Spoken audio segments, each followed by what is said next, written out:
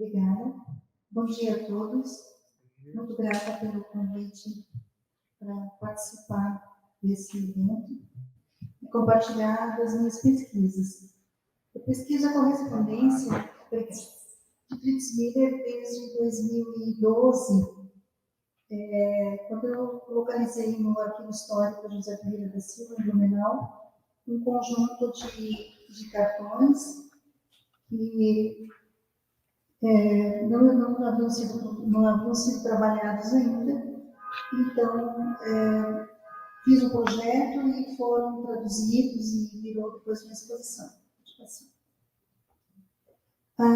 Depois, com o tempo, fui me interessando por esse aspecto da correspondência do Fritz, porque é um acervo de informações, é um acervo de um material riquíssimo sobre a história da ciência. O homem oitocentista está explícito nas cartas do Fritz. As suas angústias, os seus questionamentos, como é que era pensado a ciência, as questões de embates da ciência e da religião, política, tudo isso está muito claro nas cartas do Fritz. A próxima. Bem, então, assim, eu tenho trabalhado com os cartões postais desse conjunto do Arquivo Histórico de Blumenau. São, nesse conjunto de 44 cartões, 26 são com cientistas. E tem 44 peças no total, 34 tratam de assuntos técnicos e 10 são de familiares. Então, eu me posiciono com relação a esses cartões e com as cartas trocadas entre Charles Darwin e Fritz Miller, que são, até o presente momento, 110, e também as familiares existentes na obra do Alfred Meller, no volume número 3. Bom, voltando à questão dos cartões, são 17 cientistas, desses 17, 14 identificados e 3 que não foi possível a gente ter a assinatura, porque não tem um nome, tem as assinaturas, né? Então, foi um trabalho de leitura e identificação do remetente através do assunto tratado no cartão. Próximo. Então, esses cartões estão no Arquivo Histórico, José Ferreira da Silva, e a correspondência do Charles Darwin e o Fritz Miller está disponível online nesses dois endereços ali. Tá? As cartas. O interessante dessa correspondência do Darwin, nesse site de Cambridge, é porque ali elas estão na íntegra. O que a gente tinha no Alfred Meller eram fragmentos das cartas. Depois a gente vai ver como é que o Darwin fazia com as peças, que eram fragmentos. Então, aqui a gente tem elas na íntegra, tem todo um conjunto de informações a respeito dos assuntos tratados, uma série de conexões e links que eles fazem dos assuntos. É muito interessante buscar esse material ali. E do Meller, ele trocou as cartas com o filho do Darwin, Francis, no início do século XX. Então, trocaram figurinhas, né? Então, o Francis tinha as cartas e os fragmentos mesmo. Então, não tinha como disponibilizar. O Alfred Meller não teve acesso às cartas na íntegra. O que a gente tem hoje, a partir do projeto que Cambridge faz, da correspondência de Charles Darwin. Então, eles fizeram um trabalho assim, de quebra-cabeça, né, juntando os pedaços das cartas e montando. Próximo. Bem, eu diria assim que as coisas, os assuntos mais pessoais do Fritz, mais íntimos, ele tratou com familiares. Na década de 40, quando ele já estava um adulto, já tinha passado, ou estava passando pelas universidades, onde ele tinha tido aquele contato com uma série de pensadores, cientistas e filósofos da sua época, principalmente na Universidade de Berlim. E também, assim, nesse primeiro momento, Fritz correspondia, sim, com outros cientistas, ele era conhecido. Mas o universo de correspondentes dele foi ampliado, assim, muito depois da interação dele com o Darwin, né? A gente pode ter uma ideia só pelo material, porque, assim, a gente não pode dizer assim que a gente conhece todas as cartas dele, porque está sempre aparecendo coisa nova. Agora, no início de março, foi doado por um descendente do Fritz mais um conjunto de cartões, cartas, enfim. E ali tem três cartões que não foram conhecidos ainda, que ele recebeu do Ernest de Wood, acho que é essa pronúncia. Já foi produzido, esse material já veio para mim essa semana produzido. A gente deve publicar em breve no site da Fritz Miller 200 anos. A gente está fazendo um trabalho de publicar esse material todo que não foi ainda publicado. Esse material vai aparecer, essas três cartões novos com algumas informações. Mas aquele desse material vai aparecer isso aqui. Vocês podem ver que assim, esse gráfico que eu fiz foi só dos cartões do acervo de Blumenau, que são pouquíssimos, é só, vamos dizer assim, um lampejo. Percebam assim quanto tem de correspondências depois de 1880, né? Então, e assim, eram poucos, pelo menos nos cartões, né? A variedade dos correspondentes e a quantidade de cartões por pessoa. Próximo. Bem.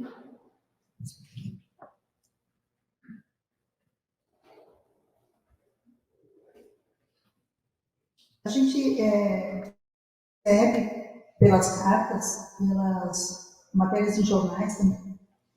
E o Fritz Miller teve dois grandes, vamos dizer assim, dois grandes aspectos que foram muito marcantes para ele.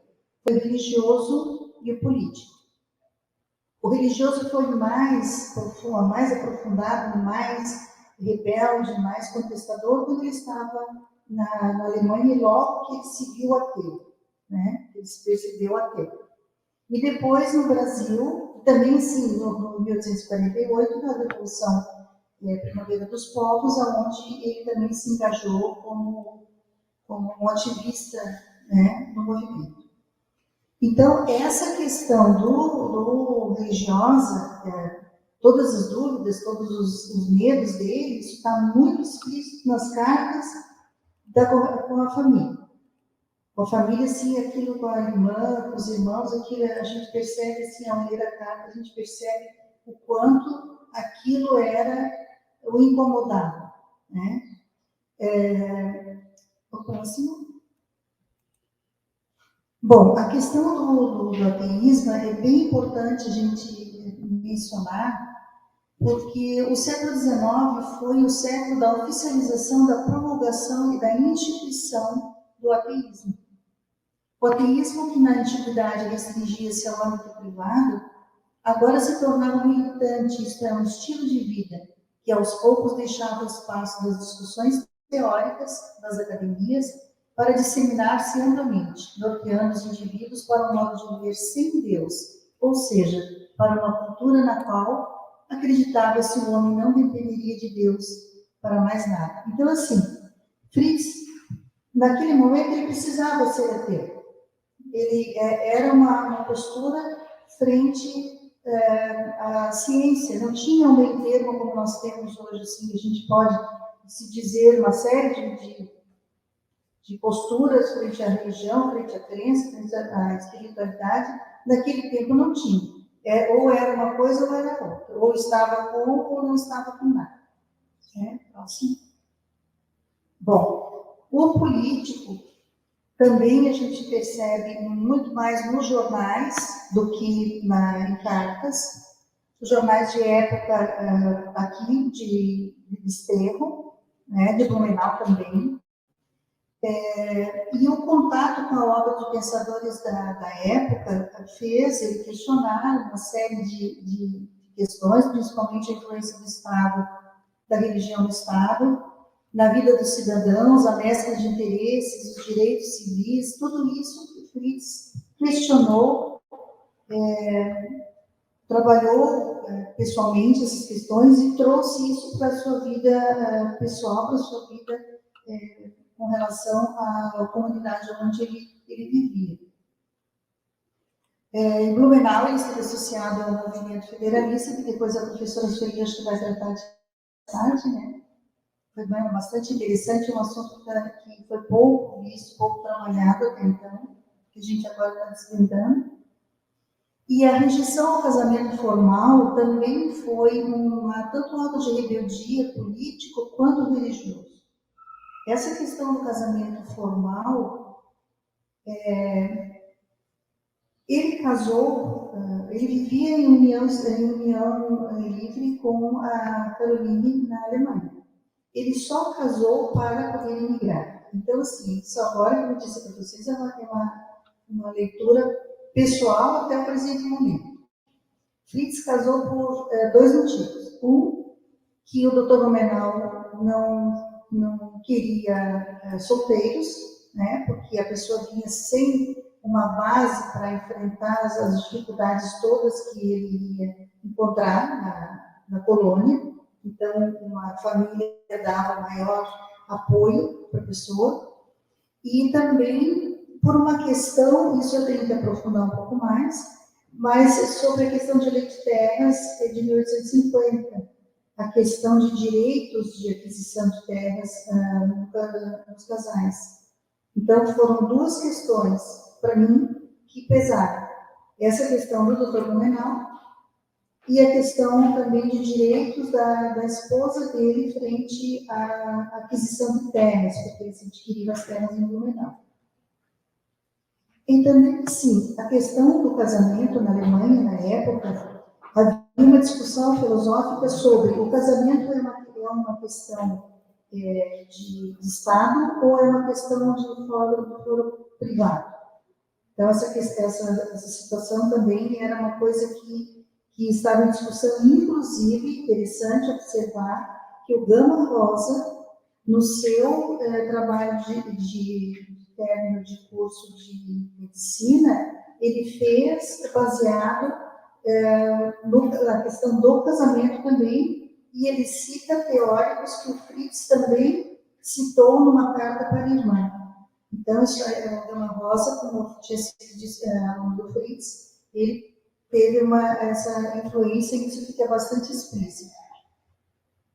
Bom, a correspondência, quando o Darwin entrou em contato com o trabalho do Darwin, já bem falado pelo professor Pontes, iniciou-se essa correspondência entre eles por 17 anos e foi muito intensa, com muitos detalhes, é riquíssima essa correspondência. Ela teve épocas assim de mais frequência, depois teve um período que ele ficou um ano mais ou menos sem se corresponder, mas nunca perderam o contato.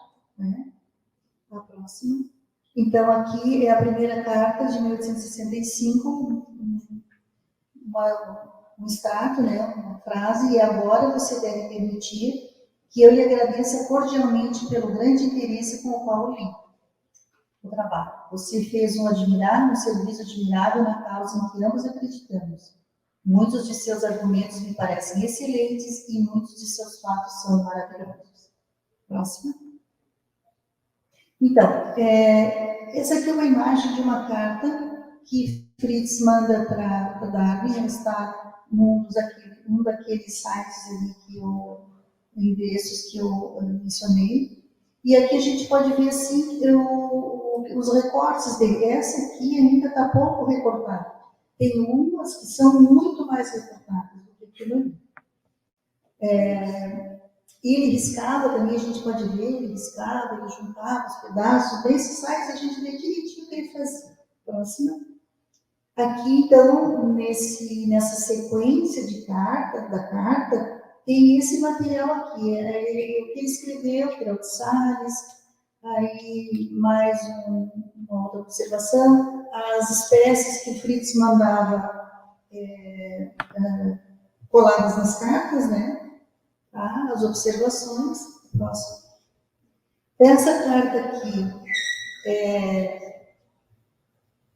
eu gosto muito dessa carta. Eu já me emocionei esses tempos quando eu falei nessa carta.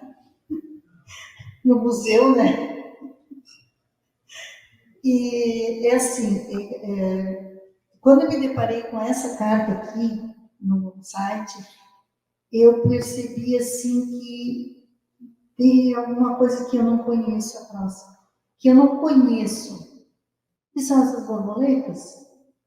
Eu sei, tem alguma coisa diferente. E aí eu comecei a buscar. E como puxando o fio de um novelo, começaram a aparecer cartas e cartas e cartas, né?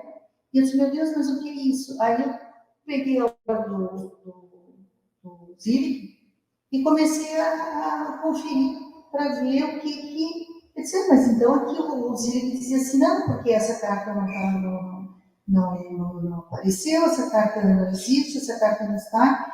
Então aquelas cartas que ele dizia não está, estavam todas aqui. E aí eu percebi que era o conjunto das cartas todas, né? Então eu tenho uma profunda paixão por essas borboletas aí. A próxima. Bom, e nessas cartas, nesse material, nesse acervo todo, o que acontece? Por que é tão importante? Porque a história da ciência e a história do nosso meio ambiente, na época dele. E a gente pode entender, aprender muita coisa. Como, por exemplo, essa carta que ele manda para Darwin, ele diz o seguinte, o inverno de 1866 foi excepcionalmente frio, e as jacutingas vieram em grandes quantidades e foram abatidas no Itajaí. Em poucas semanas, aproximadamente 50.000 jacutingas. Bom, aí quando eu vi aqueles 50.000, eu pensei, meu Deus, mas será que é verdade isso? Aí eu fui atrás da original. Eu quero ver se 50.000 mesmo, ou cita, porque eu tinha lido a transcrição. E eu fui lá no original e vi que realmente era 50.000. Então a gente pode ver assim, como é que as nossas espécies foram se desaparecendo numa situação como aquela ali, que foi para se alimentar, mas foi, né? Assim, eu não vou entrar em muitos detalhes de todas as maravilhas que tem, porque não tenho tempo para isso. E também, assim, porque tem um material que está disponível online, né? Aqui eu coloquei alguns extratos das cartas deles, do Darwin e do Fritz. Então, ele fala do abutilon, né? O Charles Darwin diz que ele plantou as sementes de abutilon, mas elas foram esmagadas na carta. Então, a gente já vê por aí que as coisas que eles plantavam, muitas vezes, sofriam no transporte. Aí ele faz um pedido interessante aqui, como se fazia ciência no século XIX. E um detalhe, né? O Fritz ele estava imerso no ambiente que ele pesquisava. Esse é um grande diferencial dele. Enquanto os demais cientistas europeus estavam nos seus gabinetes, lidando com espécies mortas, taxidemizadas e tal, o Fritz estava ali vivendo com as espécies, né? Trabalhando com as espécies vivas. E ele pedia assim para o Fritz, poderia o senhor abrir o estômago dessas formigas e examinar o conteúdo para comprovar ou reprovar essa extraordinária hipótese? Ele fez um estudo e pediu para o Fritz comprovar. Então, não era só o Darwin que fazia esse tipo de pedido. Vários outros cientistas faziam os mesmos pedidos. Para o Fritz observar a espécie numa determinada interação, um determinado detalhe, que eles não tinham condições porque as espécies estavam mortas. Aí, essa flor ali, que a gente deve conhecer, e pelo menos eu já tive até plantado na minha casa, que é ui, agora esqueci o nome dela. Mas, enfim. Ipomea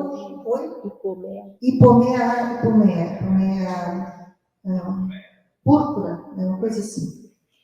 Bem, isso é importante para a gente aqui de Santa Catarina, porque aqui ele menciona uma pessoa, um dono de uma floricultura, de um horto, que inclusive fazia pedidos para o Fritz fazer cruzamentos de orquídeas.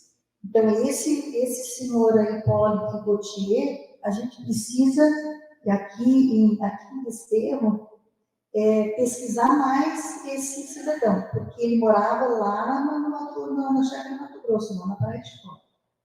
Tá? E outro pedido do Darwin foi do macaquinho, mas o senhor tem certeza que o cervo, que é o macaco prego, abre sua boca? Eu pergunto porque o chimpanzé não abre a boca quando espantado ou quando escutando. Estou muito ansioso para saber se algum macaco, quando grita violentamente, fecha seus olhos parcial ou totalmente. Só pode ser visto se o animal o sabia. Né? Então, um dos grandes diferenciais dessa situação do Fritz. E aí o Fritz diz para ele também que no último verão eu me ocupei quase que exclusivamente... Não, esse aqui não é para o Darwin. É uma outra carta. O irmão dele. Oi? Para o irmão dele, né? No último verão me ocupei quase que exclusivamente com crustáceos. Espero que isso venha a poder ser utilizado como importante meio de comprovação a favor dos ensinamentos de Darwin. Próximo. Aqui ele fala, bom, e acabei repetindo, ele fala sobre o desterro. Ele diz o seguinte, Fritz: a paisagem de nossa ilha é muito bonita. Até os viajantes que conhecem as ilhas do Oceano Pacífico, Java, etc., me disseram que nossa ilha é um dos pontos mais bonitos que eles jamais viram. Infelizmente, agora, lá no século XIX, a vegetação perdeu muito de sua primitiva grandiosidade.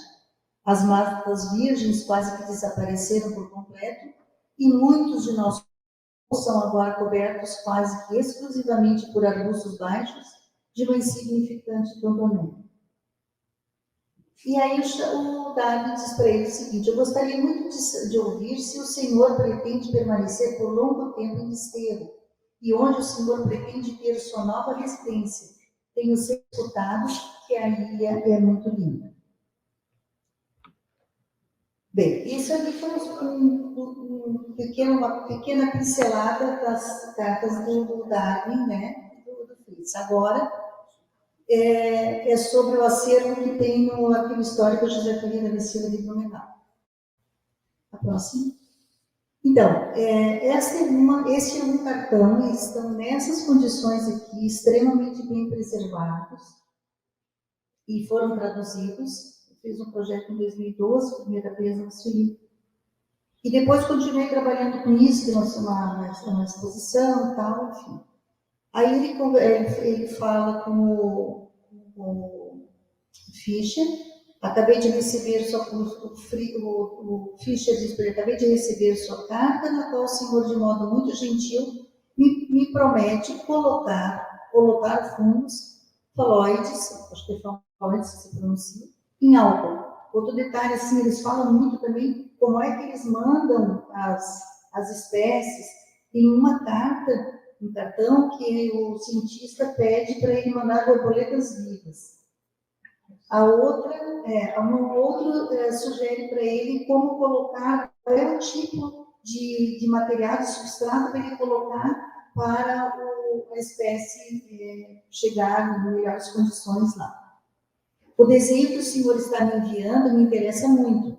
Trata-se de um Anturus, aliás, uma espécie que me parece ser nova. Esses são os detalhes as informações desses cartões. Mais um. Aqui é do Hildebrand, em Santa Catarina, destinatário de uma carta de Freiburg, na Alemanha, em 1890, esperou 36 dias para recebê-la. O emissário, até receber sua resposta, esperou aproximadamente 80 dias. Então, assim se fazia ciência. Mais uma. Aqui é a tradução daquela ali, mas nunca. Aí ele fala de tubérculos que eles tinham trocado. A próxima. Isso.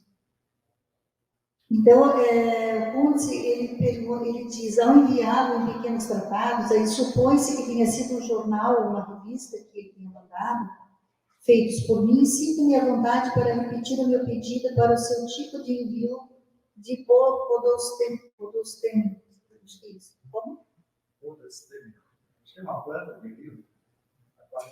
Acredito que o transporte de plantas vivas pode ser feito contando que você simplesmente as coloque no meio de um musgo ligeiramente úmido, preenchendo uma ou duas caixas vazias de fósforos e tal. Então, assim, como é que acontecia esse transporte dessas espécies? Mais uma. Aqui também, então, eu coloquei, não, esse desenho não é dele, tá? Eu só coloquei para ilustrar. O pequeno caracol que foi gentilmente enviado para mim é, a propósito, e sem dúvida, um melampus, e, portanto, um caracol de água salgada, mas, infelizmente, não é um adulto, e por isso que a identificação não é totalmente segura. Entretanto, suspeito que represente, de uma forma jovem, um confere, uma espécie que frequentemente é encontrada nas costas brasileiras e das Antilhas. Então, esses cartões, assim, eles são riquíssimos por esse tipo de informação. Tá? Esse material, como eu disse, ele foi transcrito e traduzido. Tá? Só não foram traduzidos os 10 cartões, as cartas familiares, né? Mas o restante dos cartões foram. Mais um, acho que já está no fim. Bem, eu vou passar por causa do meu tempo. Então, eu coloquei aqui os sítios de busca do Darwin Project, Darwin Online. Então, a Globo, eu acho que é o que tem os nossos simpósios. Os vídeos o vídeo do Evandro. O arquivo, onde tem a obra do Meller. A Hemeroteca de Santa Catarina. A Biblioteca Nacional. E o último, onde eu tenho publicado as coisas que eu produzi, que eu geralmente gosto de produzir voltadas para o magistério, para uso em sala de aula. O meu foco sempre, quando eu faço alguma coisa, é olhando, pensando como pode ser usado em sala de aula. Tá? Então, era isso. Espero que tenham se encantado com a correspondência, como eu me encanto cada vez que eu vejo, cada vez que eu acho uma coisa nova, como esses cartões novos do Dully agora. Né? E muito obrigada pela oportunidade.